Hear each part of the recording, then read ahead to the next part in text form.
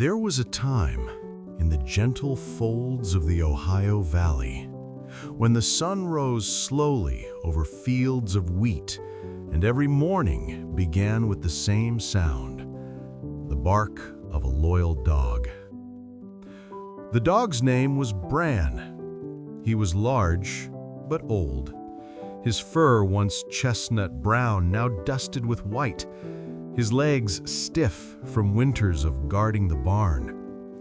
He belonged to Farmer Whitaker, a man whose hands were cracked like dry earth, whose eyes saw value only in what could plow, pull, or profit. Bran had once been the pride of the farm, herding cattle, chasing off wolves, watching over the farmer's young daughter, Ellie. But time, cruel as it is, dulled his speed and dimmed his bark. Now he slept beneath the oak by the well, his days spent dreaming of the past. The farmer barely noticed him anymore, but Ellie did. She still slipped him scraps of cornbread, still whispered secrets into his tattered ears. To her, Bran wasn't just a dog. He was the last piece of her mother's memory, the one who had guarded them when the fever took her.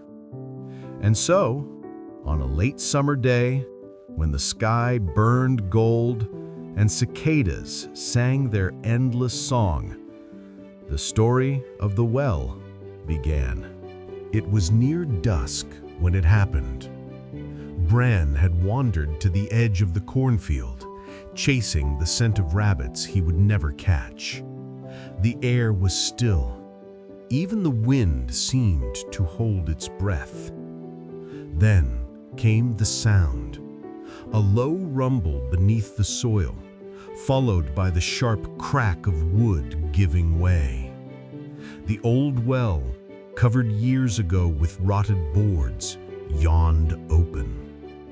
Bran lunged to avoid it, but age betrayed him. He fell, a cry swallowed by darkness, and silence returned to the valley. Hours passed before anyone noticed. When Ellie called for Bran and heard no answer, she ran barefoot through the fields.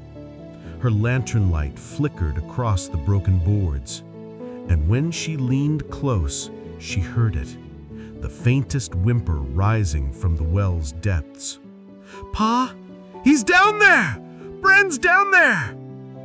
Farmer Whitaker came running, his face lit with irritation more than fear. That old dog, he should have known better. But when he looked into the black mouth of the well and heard the trembling sound from below, something in his chest tightened, though he wouldn't admit it. By dawn, the neighbors had gathered, men in suspenders, boys with ropes, and one grizzled hunter named Silas Boone, known for his grim practicality. They tied ropes, lowered buckets, shouted commands. But the well was deep, narrow, and crooked. Every attempt failed. Bran barked weakly when the light reached him, but his voice echoed back like a ghost. After hours of trying, Farmer Whitaker threw his hat to the ground. "It's no use. He's too far gone." Ellie clung to his arm. "Pa, please, he's alive. We can't leave him." Whitaker looked at the crowd, at their tired faces. "He's old. He's suffered enough. We'll fill the well before someone else falls in." Ellie's cry cut through the air, sharp and raw. But the men hesitated only a moment before obeying. The first shovel of dirt hit the bottom of the well with a dull thud. At first, Bran didn't understand. He thought the falling dust was part of the rescue, the sound of earth shifting before the rope came down. But when the second, heavier clod struck his back and the third filled his nostrils with grit, realization struck like cold iron. They weren't saving him. They were burying him. He whimpered, coughing, his paws scraping against stone. Above, muffled voices echoed, human words blurred into noise. His heart pounded in panic, his mind flashing with memories. Ellie's laughter, the smell of warm hay, the night he chased away the wolves. No, not like this. Instinct surged through his frail limbs. When the next shovel of dirt fell, he shook it off, and beneath his paws, the ground rose slightly. He blinked in the darkness. Another pile fell. He shook again. It rose higher. Something ancient, something that no farmer, no man could understand, awoke in him. The will to live. Above ground, Ellie had refused to move. She stood beside the well, eyes wet, hands clenched. Silas Boone approached, his shovel hanging loose. "Child, go on home. Ain't no sense in watching." She glared up at him. "If you had a friend down there, would you walk away?" The old hunter paused. "Maybe not," he admitted softly, "but sometimes letting go's the kindest thing." "Not for Bran," she whispered. And as if to answer her, the faint sound of movement rose from the well. It wasn't crying, it was scratching. Then, silence. The farmer looked uneasy. "He's quiet now," he said. "It's done." But Ellie shook her head. "No, he's not done yet." Deep below, Bran worked without thought, his body moving on pure will.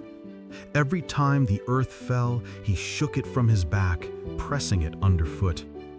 Inch by inch, the pit grew shallower. His muscles burned, lungs screamed, but he climbed, driven by something more than instinct. He wasn't climbing just for himself, he was climbing for her. Hours passed, the sun shifted, the farmers spoke less and less. Then, when the next shovel's load of dirt hit the well, something unexpected happened. A paw broke through the surface. Ellie gasped, "Pa, look!" And then, to everyone's disbelief, Bran rose from the darkness, his body coated in dust and light, his eyes blazing like two golden embers. He stepped out, panting, shaking, but alive. The men dropped their shovels. No one spoke. Even Silas Boone, the hardened hunter, muttered under his breath, "By God Almighty." Ellie ran forward, throwing her arms around Bran's neck. The dog leaned into her, trembling, but his tail thumped weakly against the dirt. Farmer Whitaker stood frozen, shame, disbelief, and awe warring within him. He looked at the well, then at the old dog who refused to die. Finally, he removed his hat and said quietly, "Guess I was wrong about you, old boy." Bran lifted his head. His ears twitched, but he made no sound. He didn't need to. His eyes said everything. Days passed. The well was sealed, the fields harvested, and word of the, quote, dog that climbed out of his grave spread across the valley. But not all was peace. One night, a storm rolled in, black skies, thunder like cannon fire. The wind tore through the corn, and with it came the howl of wolves from the hills. Farmer Whitaker's cattle panicked, breaking their pen. Ellie rushed into the yard, shouting for her father, but Bran was already gone, sprinting toward the sound of danger. At the edge of the field, a pack of wolves circled a trapped calf. Bran charged, barking, his voice once weak, now deep and fierce. The wolves turned on him, gray shadows flashing teeth in the lightning. For a moment, the farmyard became chaos, thunder, rain, snarls, and cries. When Whitaker and Silas arrived with rifles, the wolves were scattering. Bran stood bloodied but unbowed, guarding the calf, teeth bared even as his legs trembled. The men stared, and something inside the farmer broke wide open. He saw not an old animal, but a living lesson. After the storm, the farmer sat beside the hearth, Ellie asleep on his shoulder. Bran lay nearby, breathing slow, a blanket over his wounded flank. Silas Boone sipped his coffee and said, "Never seen anything like it. That dog's got more heart than most men." The farmer nodded slowly. "He taught me something, Silas. I tried to bury him, and he turned it into a way out. Life threw dirt on his back, and he climbed higher." Silas grinned faintly. "Reckon we could all use a bit of that in us." The farmer looked at Bran. "From now on, this farm's his as much as mine." And from that day forward, no one called Bran old. They called him the well dog of Whitaker Farm. Years passed and life rolled on like the river beyond the fields. Bran grew older still, his muzzle white as snow, his pace slow. But his legend remained, the story told to travelers, children, even preachers on Sunday. When people came asking how the dog survived, Ellie would smile and say, "He didn't wait for someone to save him, he saved himself." And whenever the wind howled across the valley, folks swore they could still hear a faint bark, the spirit of a dog who refused to give up.